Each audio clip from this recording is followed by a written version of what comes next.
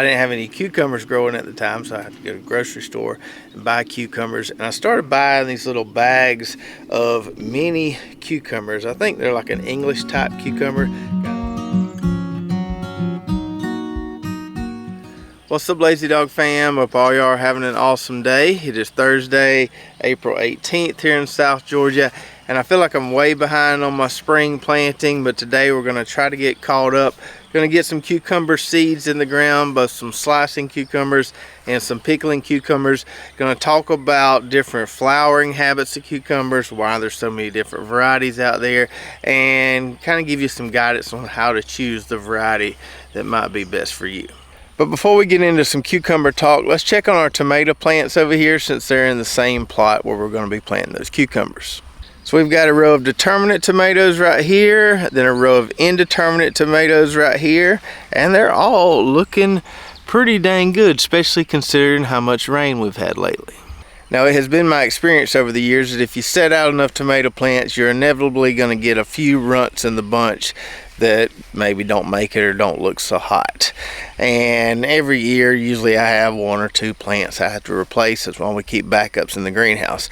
But of these 25 or so plants we put out here, doesn't look like we have any runts so far. Now that one there, which I think is a red snapper, doesn't look fabulous, but has a lot to do with all the rain we've been getting. If we move on up here to kind of higher ground a little bit, you can see some of these roadster tomato plants here look really, really good. And our indeterminates, which are mostly heirlooms in this row, and they don't always do that great down here, they're looking pretty good so far. Now, we put a bigger plant in the ground right there than we did with the rest of these. These are catching up to that one pretty quick. And so pretty soon we'll need to hit these with a little AgriThrive fruit and flower. We'll need to heal them or pull some soil up around those plants and start getting our trellis set up. We'll be sure to show you guys all that as we get to it. But today is about cucumbers, and we're going to plant an entire 30-foot row of cucumbers right here where I've already made a furrow and got a drip line in that furrow. So we're going to be planting a slicing variety today and a pickling variety, and cucumber terminology can get kind of complicated if you don't know the terms. Not quite as complicated as sweet corn terminology, but pretty close. So there's lots of different shapes and sizes of cucumbers out there. You've got the round kind of lemon cucumbers you can grow. Those are pretty cool. You've got your smaller pickling cucumbers, your larger slicing cucumbers, and a bunch of stuff in between there. And in addition to all those different shapes and sizes of cucumbers, you've also got differences in flowering habit, which is what we're going to talk about today. Now, before I start throwing out some big words here, I feel like we need just a real simple, basic review. So for things like cucumbers, squash, watermelons, those need pollination. So those plants will produce male flowers and female flowers. The male flowers are the tiny little flowers you see, and then the female flowers are much larger and have a little fruit attached to the bottom. So if you look for a watermelon female flower, it will have what looks like a tiny little watermelon at the base of it. A female cucumber flower will have like a little bitty cucumber at the base of it.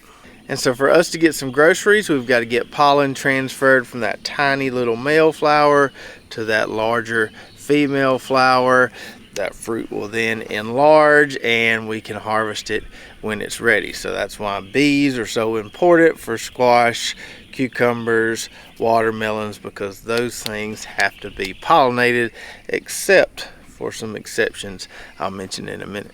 So when it comes to cucumbers, there are differences in flowering habits or the proportion of male and female flowers that you can get.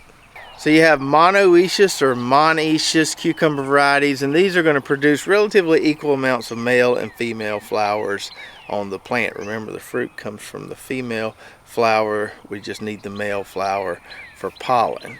So a lot of your older varieties are going to be monoecious varieties. There are some newer and improved hybrid monoecious varieties, but if you're planting a really old school heirloom cucumber variety, good chance it's a monoecious variety. This is going to have, like I said, relatively equal amounts of male and female flowers. And then you have these gynoecious or gynoecious cucumber varieties that produce significantly more female flowers than they do male flowers. These varieties tend to be a lot more productive because we have more female flowers. We don't need all the pollen that's coming from those male flowers on the monoecious varieties, so we get more productivity if we have a higher proportion of female flowers as opposed to male flowers. Now you may be wondering, well, how do I know if this variety I want to grow is monoecious or gynoecious? Well, wherever you get your seeds from, it should explain that on their website, but a good rule of thumb, you'll know by the price of them. The monoecious seeds are usually a good bit cheaper than, say, a gynoecious variety, which is going to be a lot more productive. And then separate from that monoecious versus gynoecious comparison, to muddy the waters even more, you've got parthenocarpic cucumbers, which don't need pollination at all. A lot of times these are grown in greenhouses where they're not going to have pollinators around, but they can also be very great to grow in a backyard garden just outside. So parthenocarpic varieties are going to give you fruits regardless of any pollinator activity. Now you'll find some older parthenocarpic varieties that are monoecious, so they're still going to be producing male flowers even though the plants don't really need male flowers. But a lot of the newer parthenocarpic varieties are gynoecious or gynoecious, so they're making all female flowers because they don't need the male flowers at all. So hopefully that made sense, but I thought I'd go even further and kind of give you some reasons why you would want to grow each. So let's start out with just some basic old school open pollinated monoecious varieties like Boston pickling, national pickling, something like that. Why would you even want to grow those? Well, maybe you like to save your seeds from year to year. With those, you can save your seeds. Maybe you just have an affinity for heirlooms. A lot of people just like growing heirlooms, so that would be a good reason. And another good reason is the seeds are a lot cheaper for those than they are some of these other varieties that we're talking about.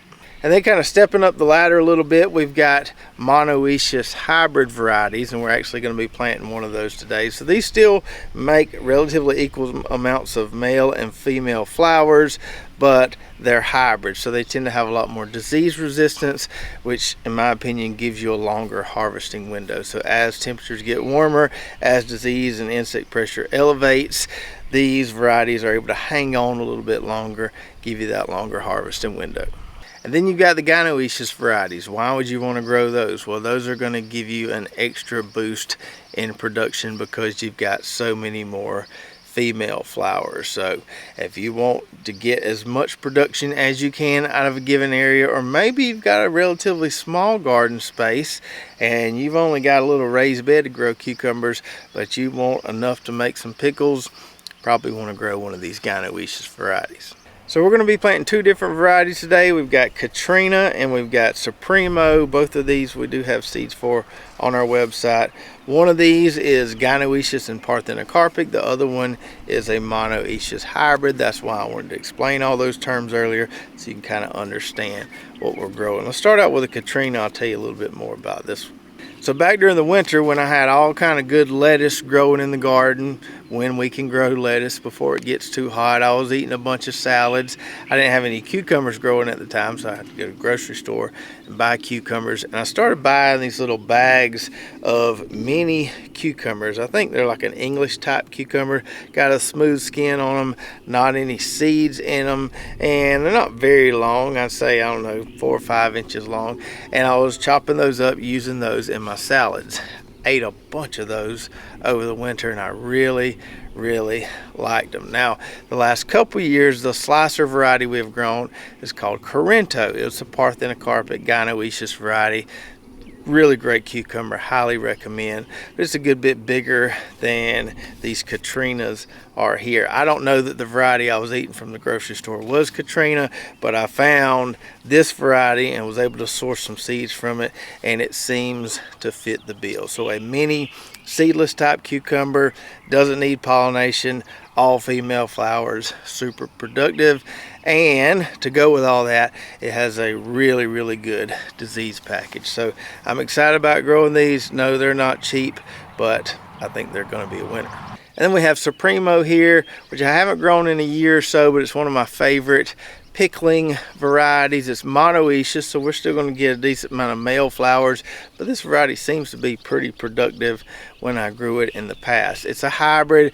It's got some really good disease resistance to it. The main thing I like about it is it makes some really nice blocky pickles, and you get really good consistent, you know, uniform shape and size with your pickles, which is nice because it's kind of hard if you're cutting up pickles to jar and you got all kind of different size of cucumbers that you're working with. So these are really great for pickling.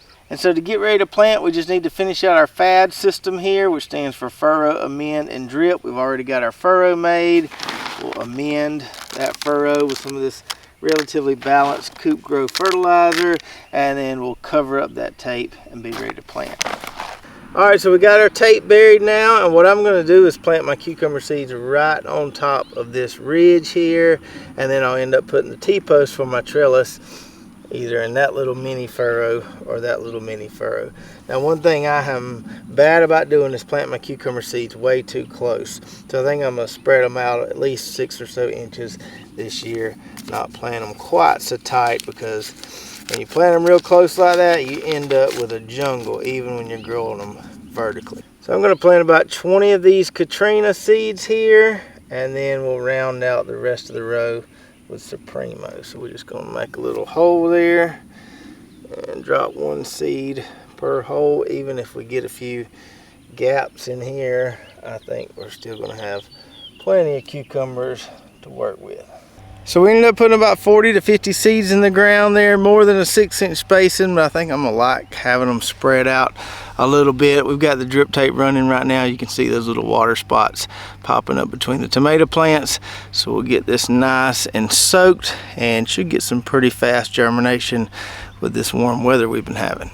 And the trellis seeds, I'm going to use some of that trellis netting that we've been using for years. I really like that stuff on cucumbers, but I'm going to hang it, which is something I tried last year and really liked. So in the past, I would just zip tie it to T-post along the row. Last year, I had that little conduit system in place left over from my tomatoes. So basically, T-post with a line of conduit running along top, kind of like a clothesline, and then we hang the trellis netting from there. That seems to be a little more sturdy. A lot of times without the clothesline there, what ends up happening is that netting starts sagging because it just gets so loaded down with fruits and cucumber vines. So we're going to put that little top support bar up there. That should help out some. So if you've just been growing the same old open pollinated cucumber variety for many years, I would highly encourage you to branch out a little bit. Try some of these gynoecious, or try some of these parthenocarpic varieties. It's not like in tomatoes where we do sacrifice a little bit of flavor going from heirloom to hybrid.